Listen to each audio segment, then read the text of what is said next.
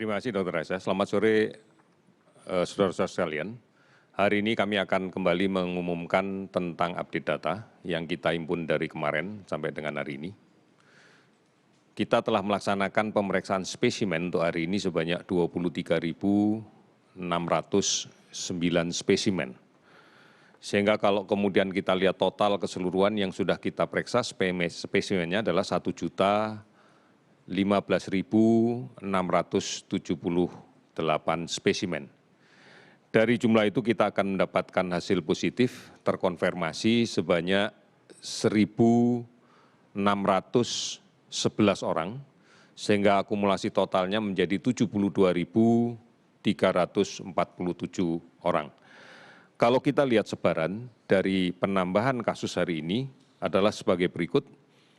DKI Jakarta hari ini melaporkan kasus baru terkonfirmasi sebanyak 260 orang. Dilaporkan sembuh 180 orang.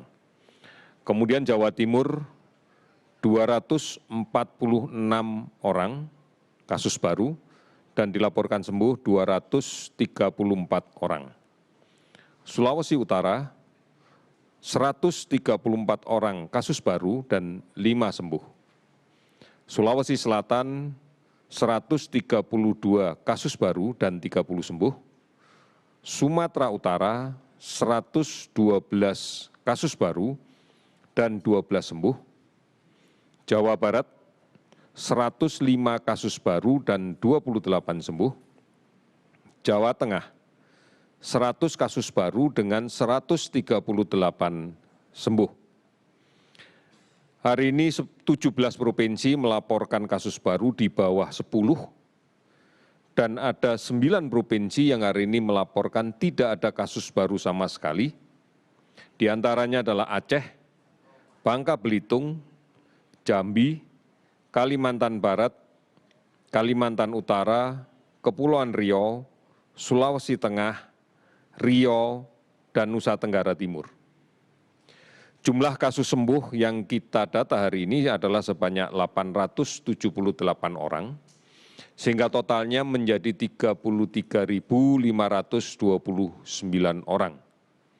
Sementara laporkan meninggal ada 52 orang, sehingga total meninggal adalah 3.469 orang. Saudara-saudara, dari koordinasi kami terakhir dan pengecekan dengan klaster yang kita identifikasi kemarin di Sekolah Calon Perwira TNI Angkatan Darat, dari 1.262 kasus konfirmasi positif dan 17 yang dirawat di Rumah Sakit Dusira, saat ini kondisi yang dirawat sudah membaik. Sudah tidak ada lagi yang demam, yang panas, kemudian keluhan batuk juga minimal.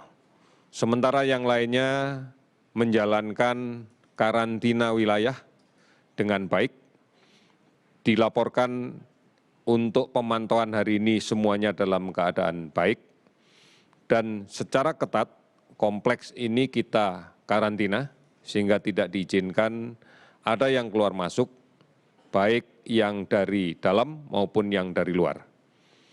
Ini yang kita yakini bahwa kendali terhadap kemungkinan sebaran dari klaster ini sudah bisa kita laksanakan dengan sebaik-baiknya.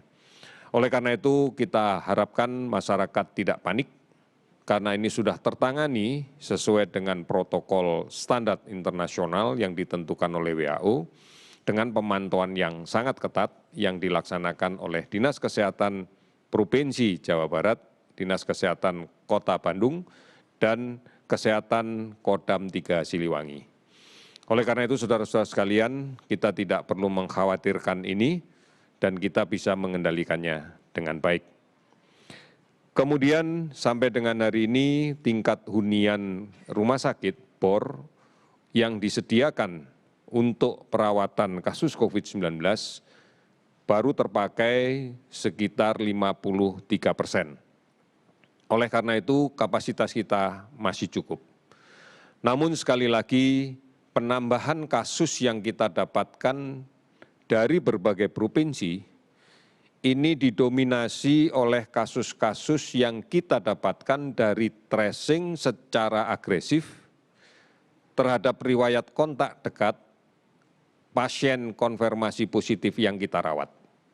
Dan kemudian dilakukan pemeriksaan secara masif dengan menggunakan PCR atau TCM yang berbasis antigen. Sehingga sebagian besar kasus yang kita dapatkan adalah kasus-kasus dengan gejala atau keluhan yang sangat ringan atau kadang-kadang secara subjektif yang bersangkutan merasa tidak sakit. Inilah yang menjadi tantangan kita, karena yang pertama kita harus meyakinkan yang bersangkutan bisa melaksanakan isolasi secara tepat agar tidak menjadi sumber penularan bagi orang lain.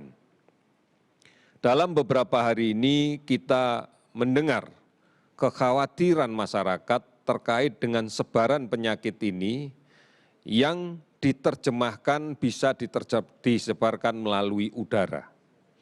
Saudara-saudara, dari beberapa kali kami mencoba berkomunikasi dengan WHO, sebenarnya kasus ini lebih cenderung disebarkan oleh mikrodroplet, droplet yang sangat kecil, yang kemudian bisa bertahan lebih lama di suatu ruangan, manakala ruangan tersebut sirkulasi udaranya tidak berjalan dengan baik. Sehingga partikel-partikel droplet ini tertahan melayang-layang cukup lama di udara, sehingga memungkinkan siapapun yang nantinya berada di ruangan tersebut dan tidak terlindung karena tidak menggunakan masker atau menggunakan masker tetapi digunakan dengan cara yang tidak tepat, akan sangat memungkinkan untuk mendapatkan penularan.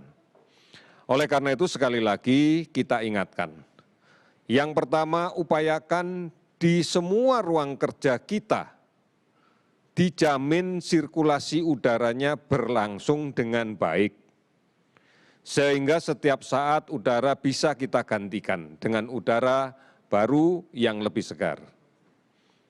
Oleh karena itu, upayakan ini bisa kita lakukan dengan baik.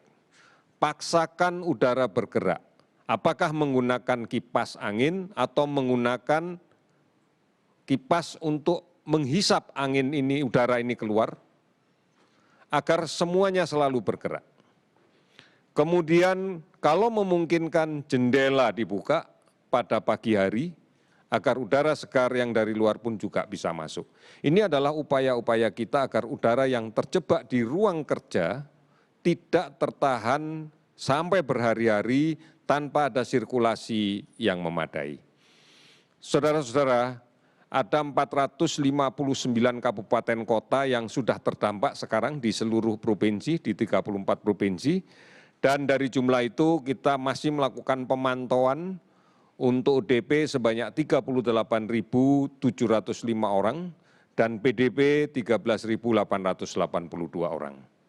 Mari kembali kita pahami bahwa penularan COVID-19 ini bisa terjadi karena satu, sumber penularnya tidak menggunakan masker sehingga droplet dia, baik yang ukurannya besar, yang mudah jatuh dengan jarak jangkau yang pendek, atau droplet dia yang berupa mikrodroplet yang bisa melayang di udara dalam waktu yang relatif lebih lama, ini bisa ditahan karena menggunakan masker.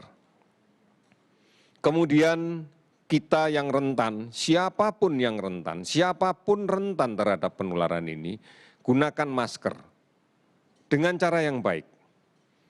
Kemudian dengan mulai beraktivitasnya beberapa perkantoran, perhatikan betul sirkulasi udara di ruang kerja Anda. Upayakan selalu diganti. Hal yang sederhana lakukan. Karena inilah upaya kita bersama-sama untuk mengendalikan sebaran COVID-19 ini. Kita pasti bisa melakukannya, pasti. Terima kasih, selamat sore.